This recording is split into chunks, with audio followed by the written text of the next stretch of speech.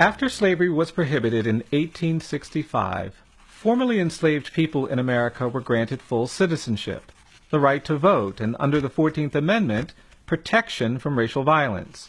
Formerly enslaved people were promised land and opportunity, but most got nothing because America quickly devolved into an era of racial terrorism and oppression for black citizens.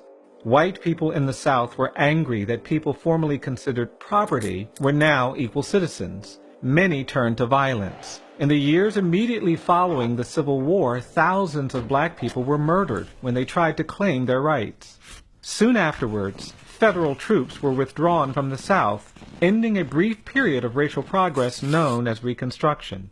Nationwide resistance to racial equality resulted in the reestablishment of racial subordination through biased laws, disenfranchisement, and terrorism, most dramatically enforced through lynchings. Racial terror lynchings of black people defined a shameful era in America. These lynchings differed from the hanging of white people in places where there was no functioning criminal justice system. Racial terror lynchings were directed at all black people. They enforced compliance with racial hierarchy and white supremacy, and ensured racial segregation and denial of equal rights. In 1916, in Cedar Bluff, Mississippi, a young black man named Jeff Brown accidentally bumped into a white woman while running to catch a train. A white mob stopped him and lynched him, beating him and then hanging him from a tree for his insolence and carelessness. His public murder was not about criminal punishment, but was instead about maintaining racial hierarchy and terrorizing the black community. White town residents proudly sold photographs of Mr. Brown's brutalized body hanging from the tree for 5 cents each.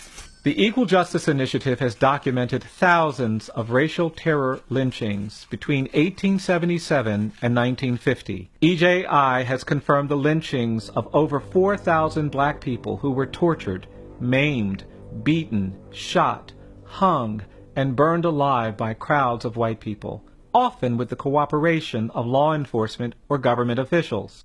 The terror of lynching was so widespread that millions of black people fled the South and settled in the urban North and West as refugees of American terror, shaping the current demographic geography of the United States. On July 5, 1933, an older black woman named Elizabeth Lawrence reprimanded a group of white children who threw rocks at her as she walked home from work. Word spread that a black woman had dared to rebuke white children, and that night an angry mob of white citizens lynched Ms. Lawrence for her audacity. Her home was then burned to the ground. Her son, Alexander, fled to Boston.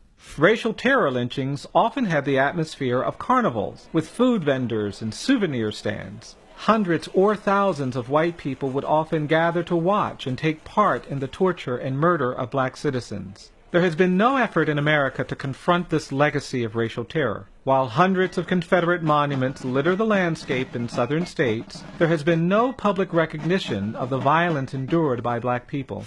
On October 7, 1910, a white mob in Montgomery, Alabama tried to abduct and lynch black men being held in jail on suspicion of miscegenation, or interracial sexual relations. When they were unable to get the men out of the jail, the frustrated mob lynched a black taxi driver named John Dell, who was sitting in his cab nearby. No one was ever arrested or prosecuted for his murder.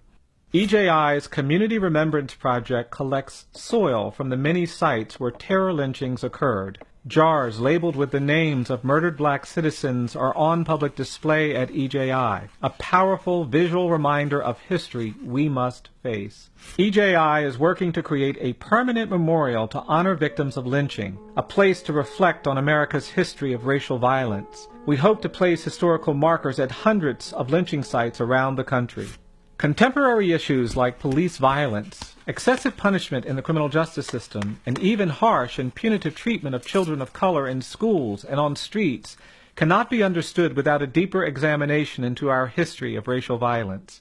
More truthful discourse and reflection on our history of racial injustice is essential for us to achieve racial equity. Confronting the legacy of lynching is critical to advancing this conversation.